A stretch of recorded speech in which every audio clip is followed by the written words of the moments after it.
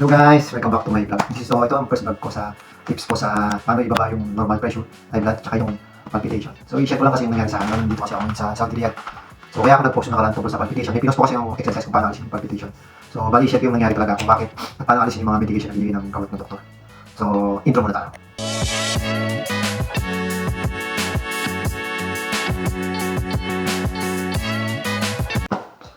Balik tayo sa ating usapan tungkol sa tips kung paano alisin ang high blood pressure at maging normal at yung palpitation mawala na rin.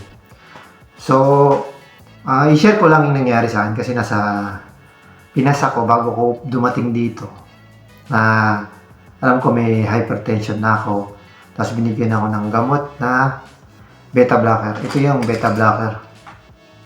Pero hindi ko napakatindi pala tong gamot na to, 2 times a day. Pero nung dumating ako sa Saudi, sa Riyadh, hindi ko siya na-take ng 6 months kasi nga at sobrang busy ko sa trabaho dahil isa akong executive partner dito sa Harep. So ang nangyari, nung nagkaroon ako ng isang buwan palpitation, nakaramdam ako, dire-diretso palpitate tuwing gabi halos. Natakot ako baka dito na ako mayari. Kasi yung first time nangyari sa akin at age of 42. So ang ginawa ko, syempre, nung nakaramdam ako isang buwan na dire-diretso, palpitate talaga. Alas di ako makatulog, ginigising ko yung sarili ko dahil pagbilang atakin ako dahil dire-diretso yung pump, mabilis. Ang ginawa ko ay nagpa-emergency na ako kasi wala akong gamot for 6 months. Hindi ko siya masyado nindini dahil hindi ko naman nararamdaman. Pero nakaramdam ako mga every night, mga 2 times sumasakit din dito. So ang ginawa ko ay kaya lang talaga ako nagpa-emergency noong time na talaga halos 2 days na dire-diretso yung sakit, talagang hindi ko na kaya siya. So nagpa-ER na ako. Tapos yung binigay sa akin na reseta ng gamot na galing Pinas, yun lang talaga, mahirap magkasakit pag nandito ka sa Saudi. Nasa ibang country ka. Kasi iba pa rin talaga pag Pinoy. Alam nyo ba, yung nireseta sa akin gamot, hindi lang nireseta sa akin, ginaya din nila kung ano yung sinabi nila. Tapos hindi din nila sinabi kung ilan 3 times a day, kung tama ba yung binigay sa akin na reseta. Basta binigay lang nila. Ang mali ko lang, hindi ko din natanong. Doon sinunod ko na lang din yung sinabi sa akin ng doktor sa Pinas. 6 months na yun halos. So, alam niyo naman pagka sa Saudi, mahirap pag di kabayan talaga ang mga doktor. So, ang ginawa, umuwi na lang ako. So, na-tinake ko na to 2 times a day at ito ay yung carbidopa na 6.20 milligrams 2 times a day. Tinake ko siya. Pero ginawa ko pa nga sa isang buwan eh. Bali nung 8 days, 2 times a day tapos 1 times a day sa isang buwan. Ang nangyari nung 1 month na, namaga yung mata ko kasi nga dito. Bali siya. Pero yung palpitation ko nga, nawala din. Tapos kasi nakaka-lower din siya ng ng hypertension. Yun nga lang, beta blocker, napakarami pala na itong binabasa ko sa YouTube. Napakaraming side effect na talaga. So, syempre ako nag-worried. Ayoko naman mag-take dahil gamot nga ito. Gusto sana herbal na lang. So, swerte na lang talaga at may nakita ko sa YouTube yung may mga remedies. Hinahanap ko yung remedies, yung mga herbal na lang talaga. So, meron ako nakita si Yang ba yun, ipopost ko na lang siya dito sa taas. Exercise kung paano yung mga inhale, exhale. Kailangan pala oxygen talaga. At inhale, exhale. Lagi yung 2 times a day. Makikita nyo na lang ipopost ko kung saan ko siya nakuha. At pati yung link.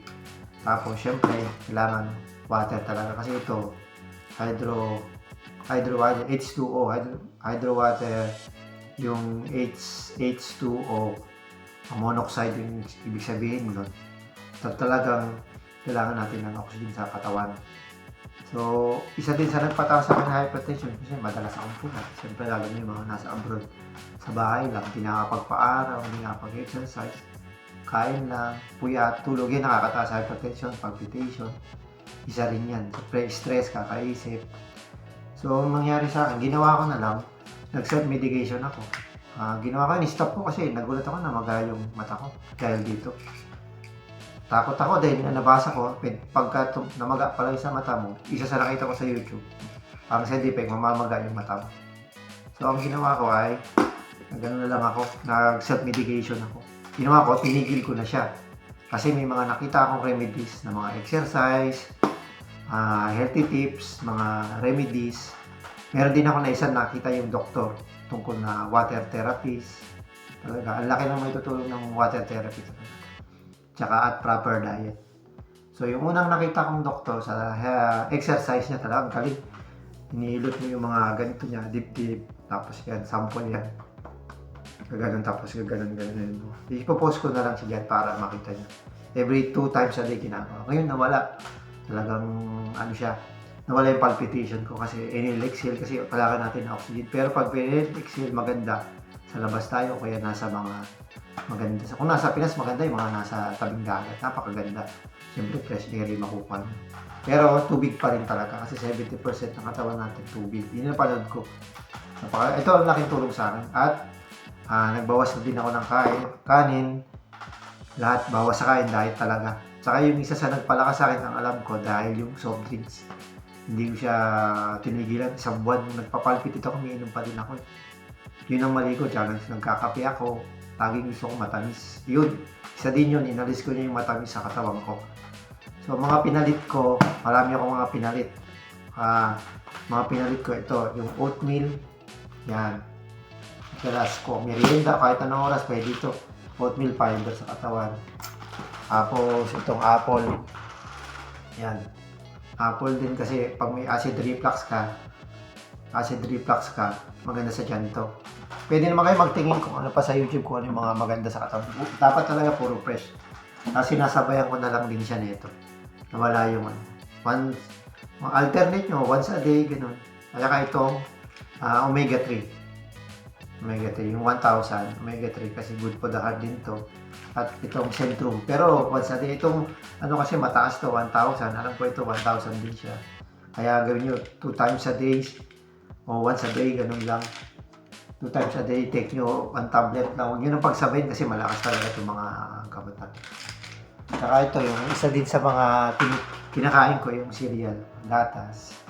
Marami naman kayo matatake na magaganda, mga check nyo sa YouTube. Gatas din bago matulog, yung may cinnamon. Okay din yun. At isa din sa napakakita ko, napakaganda, ng laki ng tinulong ng yung nag-normalize pati BP ko. So ito yung umaga, yung hot water. Hot water, inom ka lang ng hot water. Warm lang kung pwede din naman. Kasi para nilinis yung mga tubo, yung mga heart natin. Kasi yung baga, yung heart. Kaya kailangan talaga yung palpitation mawala kasi mapapagod yung heart natin. So kailangan talaga na mag-normal yung ano niya. So kailangan ng exercise. Isa din yun, nag-exercise. Dati rin naman ako, wala pa akong vision nito pero tinamaan ako. Wala po akong alak, wala akong sigarilyo. Vision ko lang kain. Yun lang talaga yung puyat. Pero pag na-OFW ka talaga, madalas puyat. Pero sa mga maganda, kung puyat ka lagi sa trabaho, ang pwede mo naman gawin ay yung proper diet yan.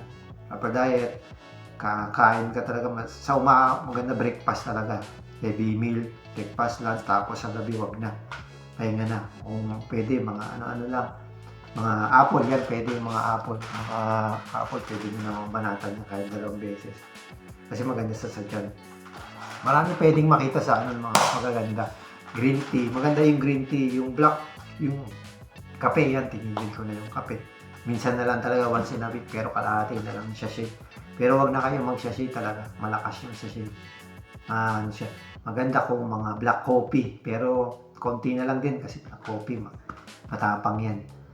Meron mga mahaling coffee, iba na yung mga tae ng elepante, yung mga magaganda ata, pero hindi ko alam. Pero ito, sana nakatulong sa inyo itong video na to kasi medyo mahaba kung i-explain ko kung paano. May nakita din ako na doctor yung pagdating sa mga ibaba yung lower, ibalik yung normal ng BP natin, that's good health, ibalik yung immune system. Ipopost ko na lang ito yan, si doctor, napakagaling. Magpa-araw kayo, proper diet, iwas stress, marami pang iba. Kailangan mag-relax, mga ganun. May ipopost ko na lang siya, panoorin nyo na lang siya. Masyadong mahaba na kasi itong video na to, pero sana nakatulong sa inyo.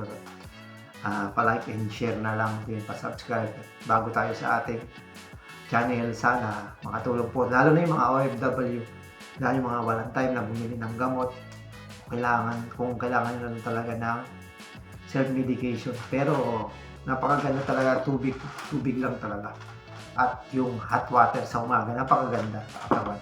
Pero marami namang inumin sa YouTube na mga remedies, mga lemon, kung ano-ano. Kaya balik tayo sa ulit, back to basic, yung normal. Kung kakain kayo mga saging, yan, saging maganda rin. Basta puro lahat ay mga herbal, mga paligulay, kain ng gulay, karne, bawas-bawas muna tayo sa karne na.